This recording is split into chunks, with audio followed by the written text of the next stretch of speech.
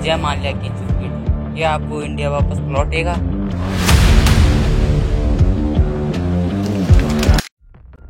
जिस आदमी को लोग इंडिया का किंग ऑफ गुड टाइम कहते थे, आज वही लंदन की गलियों में छुपकर घूम रहा है।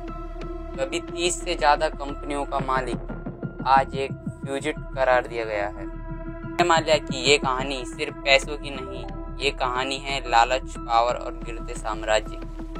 कैसे शुरू हुई किंगफिशर की उड़ान और कैसे हुआ उसका करारा क्रैश। आज बात करेंगे भारत के सबसे चर्चित बिजनेसमैन विजय माल्या की, जो 2016 से लंदन में हैं और राज शमानी के पॉडकास्ट में उन्होंने 4 घंटे बिताकर जो खुलासे किए हैं वो दिलचस्प हैं। लेकिन उससे पहले जानते हैं कौन है विजय माल्या। विजय माल्या का जन्म 1955 में हुआ और उनके पिता Vitthal Mallya United breweries group के चेयरमैन। पिता की मौत के बाद 1983 में सिर्फ 28 साल की उम्र विजय माल्या यूबी ग्रुप के चेयरमैन बन जाते हैं। उन्होंने शराब, बियर, फार्मा, एविएशन और यहाँ तक कि F1 रेसिंग तक में कदम रखी। 2005 में लॉन्च हुई किंगफिशर एयरलाइंस लग्जरी और एयर होस्टेज चमचमाते जहाज। ब्रांडिंग इतनी स्ट्रॉन्ग थी कि लोग उड़ान से ज्यादा एक्सपीरियंस के लिए टिकट लेते। Discuss your new business class or is this first class? I'm happy to. Where are we going to do it? Here? So Yeah. where are we going to do it? Yeah, absolutely. Or I thought. लेकिन असली खेल तो अंदर ही अंदर बिगड़ रहा था। Kingfisher airlines एक के बाद एक घाटे में जा रही थी। It was a commercially prudent decision.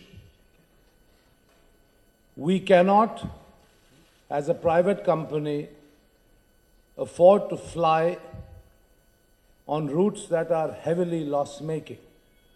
लेकिन माल्या जी को अपनी लग्जरी लाइफ स्टाइल छोड़नी नहीं। उन्होंने IPL टीम खरीदी, फॉर्मूला 1 टीम बनाई, विदेशी पार्टियों में करोड़ों उड़ाए। 17 बैंकों से उन्होंने 9,000 करोड़ से भी ज्यादा का लोन ले लिया, बिना किसी प्लान के, बिना किसी सिक्योरिटी के, सिर्फ नाम पर। जब लोन देने की बारी आई तो माल्या जी हो गए फरार।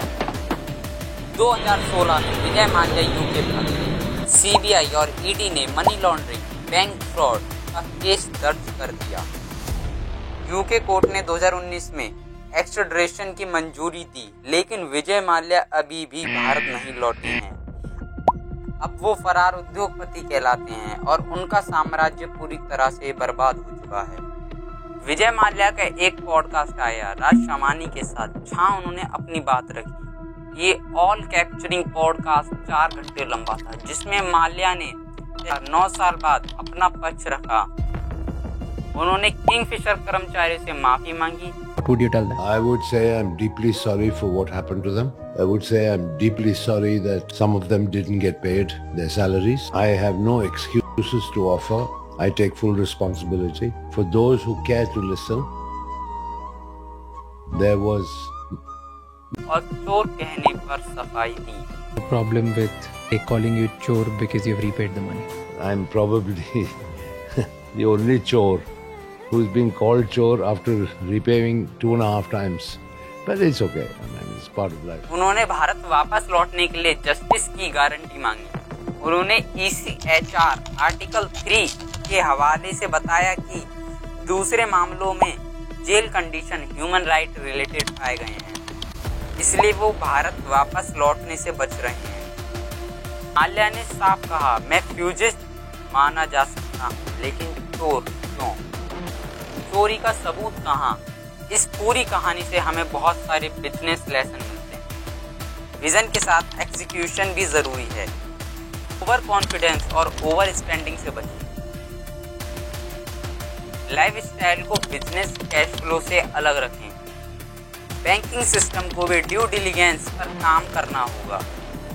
एक गलती किसी बड़े ब्रांड को नीचे ला सकती है। क्या विजय माल्या विजनरी थे या उन्होंने गलत फैसले लिए?